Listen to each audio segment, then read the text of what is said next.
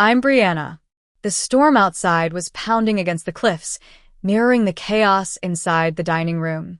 We were seated around the long mahogany table, my father, my stepmother Iris, my brother Leo, and me. It felt more like a gathering of vultures than a family dinner. They were sipping on a rare vintage wine that my grandmother had saved for a special occasion, while I sat there, my mind filled with revenge. Iris slid a thick envelope towards me. "We know you've been struggling, Brianna. Your father, and I want to be generous. Sign this quit claim deed and non-disclosure agreement. Take the check and leave. The estate should stay with those who were here for her." I looked at the $5,000 cashier's check. I was a successful analyst at a top firm, not the failure she painted me to be.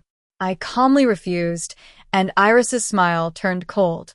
She stood up, raised her glass, and with a triumphant sneer, said, "To family sacrifice.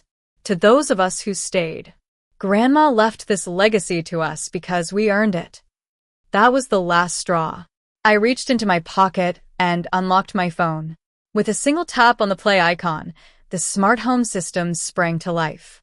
The music stopped, the lights dimmed, and the massive 85-inch screen on the wall blazed with a video. Iris froze, her glass halfway to her mouth. Leo lowered his phone, his face a mask of confusion. The video showed Iris, 3 weeks ago in the kitchen, grinding pills into a powder and mixing it into my grandmother's soup.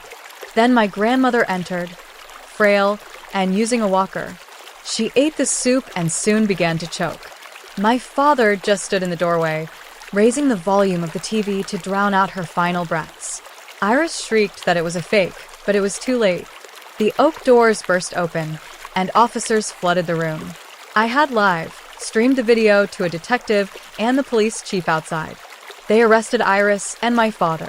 Leo, still live, streaming, tried to stop me. "You framed our parents. This is my house. Get out," he shouted. I calmly pulled out a blue folder. 2 years ago, Grandma took out a huge reverse mortgage. She donated the money to environmental conservation. The estate is in debt, and the bank forecloses tomorrow. The fake jewels and the empty house are yours. I threw the fake emerald necklace at him and walked out into the rain. As I drove away, I thought back to how it all started. My family's cliff-side mansion in Malibu was supposed to be a haven, but Iris had turned it into a cold, sterile place. 2 years ago, when my grandmother got sick, I hired a team of private nurses. But Iris fired them, claiming they were negligent. I tried to intervene, but she charmed the authorities with her lies and the medical power of attorney my spineless father had coerced my grandmother into signing. For 2 years, I was kept away from my grandmother. Iris painted me as a busy, uncaring daughter. But I knew the truth. 3 months before her death, my grandmother managed to send me an encrypted email. She gave me the master access to the estate's digital system, saying she didn't trust Iris with the numbers. I used that access to watch the house for the past 3 weeks. I found the video that would expose their crimes. And now I had finally settled the score.